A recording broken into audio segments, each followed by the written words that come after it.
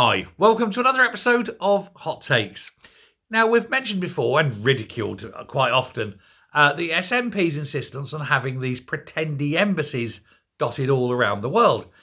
They're very expensive. I mean, in and of itself, actually running these offices costs, but then you have all these staff members, all very highly paid, running around doing nothing whatsoever because there's nothing for them to do. All their functions are held by the British Embassy. These foreign embassies, the Pretendy embassies, have no standing diplomatically. There's nothing they can actually do. And anyone in trouble will just go to the British Embassy anyway, because that's where you're going to get all your help. And that's all wonderful, isn't it?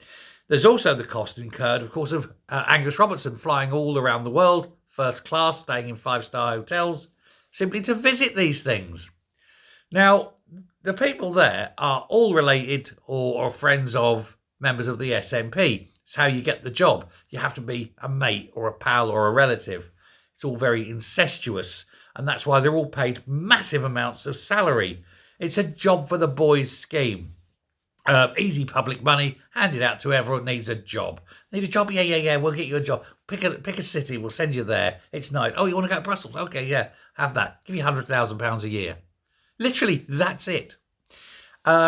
And they're expanding them. And anyway, they've just increased their budget by millions. And still, these embassies, they're claiming, are understaffed. They're not understaffed because there's literally no work for them to do. Why they're saying they're gaslighting this understaffing issue, it's a crisis of understaffing, is that there's more cousins and friends and chums that are willing to jump on this free, publicly paid gravy train. And there is literally no purpose to it. Now, the previous Secretary of State for Scotland, Alistair Jack, he threatened to cancel them and said, look, we're just going to stop them. We're going to ban you from doing it. We're going to force you out of all the British embassies. If you want to maintain your own one, you can do that, but at the SNP's expense, not at the Scottish Government's expense. And apparently he had the power to do it. But then there was the general election. He was planning on doing it. There was the general election. Ian Murray's now taken over. He's looking at it.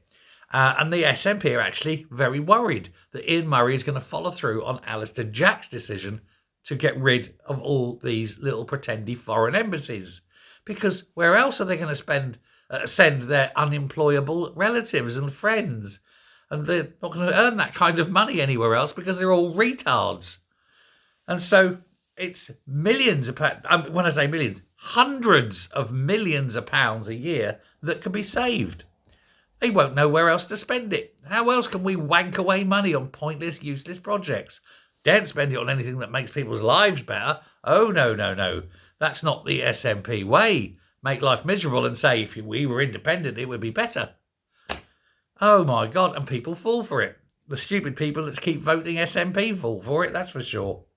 But we do need to get rid of these embassies. We need to send the morons who work there back home and tell them, release them into the wild and say, go, forage, do what you do, survive in the wild without all that lovely public money, you parasites. Let me know what you think. Thanks very much. Goodbye.